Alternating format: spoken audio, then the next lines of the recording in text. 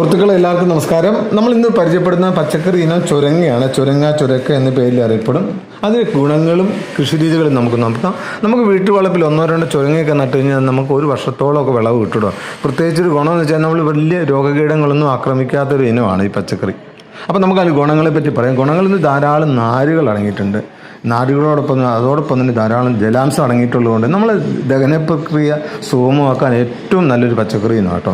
അതുപോലെ തന്നെ നമ്മൾ ശരീരഭാരം കുറയ്ക്കാനൊക്കെ പറ്റുന്ന ഇനമാണ്. പ്രത്യേകിച്ച് നമ്മൾ വേനൽക്കാലമല്ലേ, അപ്പോൾ അതുകൊണ്ട് തന്നെ കറി വെച്ചും ജ്യൂസാക്കിയൊക്കെ നമ്മളിത് കഴിക്കാൻ പറ്റും. വളരെ നല്ലതാണ്. അപ്പോൾ ഒന്ന് ട്രൈ ചെയ്യണം വീടുകളിലൊക്കെ. അപ്പോൾ നടുന്ന രീതി എന്ന് പറഞ്ഞാൽ നമ്മൾ വീടിനോട് ചേർന്ന് 1, 2, 4, 5 തടം തയ്യാറാക്കുക. അതിൽ ഒരു 2, 3 വിത്തുകൾ പാകി മുളപ്പിച്ചതിന് ശേഷം ഒന്നെങ്കിൽ മരത്തെ കയറ്റിവിടുക, അല്ലെങ്കിൽ ഇതുപോലെ ഒരു പന്തലേക്ക് കയറ്റിവിടുക. പിന്നെ അതിൻ്റെ വളപ്രയോഗം എന്ന് പറഞ്ഞാൽ നമ്മൾ മറ്റേത് പച്ചക്കറിക്കും കൊടുക്കുന്ന പോലെ നല്ല ജൈവ വളങ്ങൾ കൊടുക്കുക.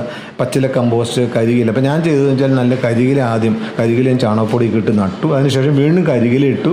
പിന്നെ നമ്മൾ ശീമക്കൊന്നയുടെ ഇലയില്ല, ധാരാളം നൈട്രജനൊക്കെ അടങ്ങിയിട്ടുണ്ട്. ശീമക്കൊന്നയുടെ ഇല ചുറ്റുവിട്ടു. അതിന് ശേഷം നമ്മൾ കടലപ്പിണ്ണാക്ക് പച്ചച്ചാണകം പുളിപ്പിച്ചൊഴിച്ചു. ആ ഒരു വളപ്രയോഗം കാര്യമായിട്ട് ചെയ്തിട്ടുള്ളൂ. ഇത് കണ്ടില്ല, നമുക്ക് ധാരാളം വിളവ് കിട്ടി. ചുരങ്ങ 2 ഇനമുണ്ട്, നീളനും ഉണ്ട്, നമ്മൾ മത്തങ്ങ പോലത്തെ ഉരുണ്ടതും ഉണ്ട്. അപ്പോൾ രണ്ടും കാണാനും രസമുണ്ട്. ഞാൻ വീടിനോട് ചേർന്നൊരു ചെറിയൊരു പന്തലൊക്കെ ഇട്ടിട്ട് നമ്മൾ വീടിനോട് കയറ്റി വിടുക ചെയ്ത്. വളരെ സന്തോഷം. നമ്മൾ ഡെയിലി ഒക്കെ നടക്കുമ്പോഴൊക്കെ ഇത് പറിക്കുന്നതും കാണുമ്പോഴൊക്കെ ഭയങ്കര സന്തോഷം അല്ലേ. അപ്പോൾ നിങ്ങളൊക്കെ ഒന്ന് ട്രൈ ചെയ്യണേ. അപ്പോൾ ചുരങ്ങ നല്ലൊരു പച്ചക്കറി ഇനമാണ്. നന്ദി, നമസ്കാരം.